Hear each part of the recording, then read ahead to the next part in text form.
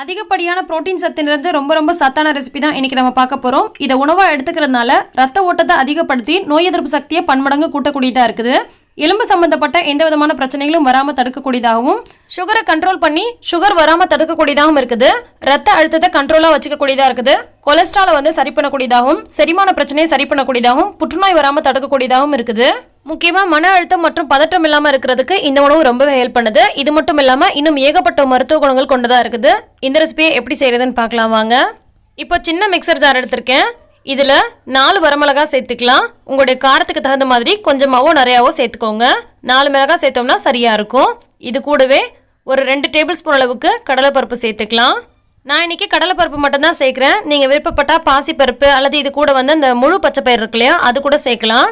அடுத்து இது கூட 2 அல்லது 3 டேபிள் ஸ்பூன் அளவுக்கு எள்ளு சேர்த்துக்கலாம்.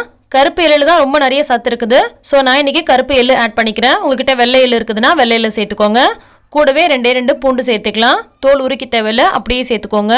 இது கூட தேவையான அளவுக்கு உப்பு சேர்த்துக்கலாம்.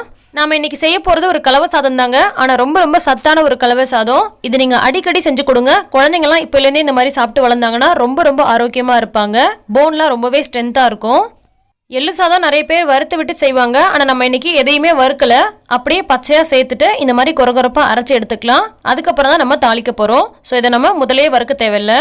ரொம்ப சத்தான ஒரு உணவுங்க. சத்தான பொருளாக இருக்கே, சாப்பிட நல்லா இருக்குமா அப்படின்னு பயப்பட தேவையில்லை. ரொம்ப டேஸ்ட்டாக இருக்கும்.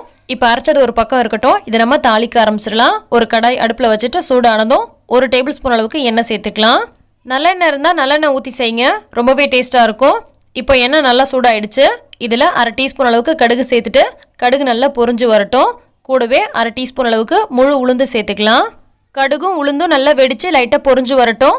அதுக்கப்புறமா நம்ம 1/2 டேபிள் ஸ்பூன் அளவுக்கு முழு எள்ளு சேர்த்துக்கலாம். வெள்ளை எள்ளு அல்லது கருப்பு எள்ளு. இது நம்ம சேர்க்காம கூட செய்யலாம். ஆனால் சேர்த்து பண்ணும்போது சாதத்தில் அங்கங்கே இடையில வரும், சாப்பிட்றதுக்கு ரொம்பவே நல்லாயிருக்கும்.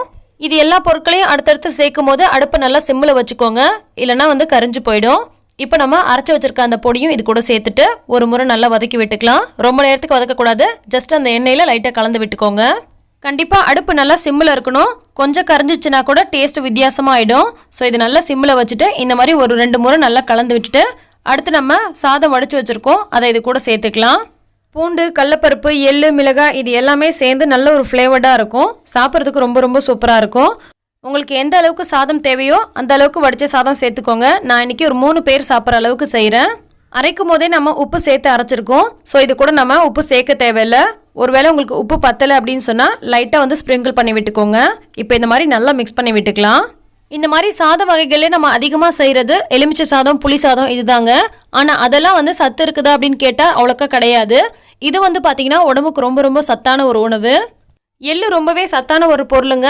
இதில் புரோட்டீன் சத்து அதிகமாக நிறைஞ்சிருக்குது. முடிஞ்ச வரைக்கும் கருப்பு எள்ளை பயன்படுத்திக்கோங்க. வெள்ளை எள்ளை விட கருப்பு எள்ளில் சத்து ரொம்பவே அதிகமாக இருக்குது. நிறைய பேருக்கு தலைமுடி கொத்தா கொட்டுற பிரச்சனை இருக்கும். அவங்களாம் இதை வாரம் ஒரு முறை சாப்பிட்டுட்டு வந்தாங்கன்னா முடி கொட்டுற பிரச்சனை கம்ப்ளீட்டாக க்யூர் ஆகும். அதே மாதிரியே சீக்கிரமாகவே சில பேருக்கு நரை விழுந்துரும், அதெல்லாம் கூட கம்ப்ளீட்டாக க்யூர் ஆகும். இதுக்கெல்லாம் என்னதான் நம்ம நிறைய விதமான ரெமெடிஸ் ட்ரை பண்ணால் கூட உள்ளுக்கு சத்தான பொருட்களை சாப்பிடும்போது மட்டும்தான் இது நமக்கு கம்ப்ளீட்டாக க்யூர் ஆகும். ஸோ ஏகப்பட்ட மருத்துவ குணம் நிறைஞ்ச இந்த ரெசிபி உங்களுக்கு ரொம்பவே பிடிச்சிருக்கும்னு நினைக்கிறேன். கண்டிப்பாக உங்களுக்கு பிடிச்சிருந்துச்சுன்னா லைக் பட்டனை மறக்காமல் தட்டிட்டு போங்க. அப்படியே உங்கள் ஃப்ரெண்ட்ஸுக்கும் ஷேர் பண்ணுங்கள். எல்லா புகழும் இறைவனுக்கே. நன்றி.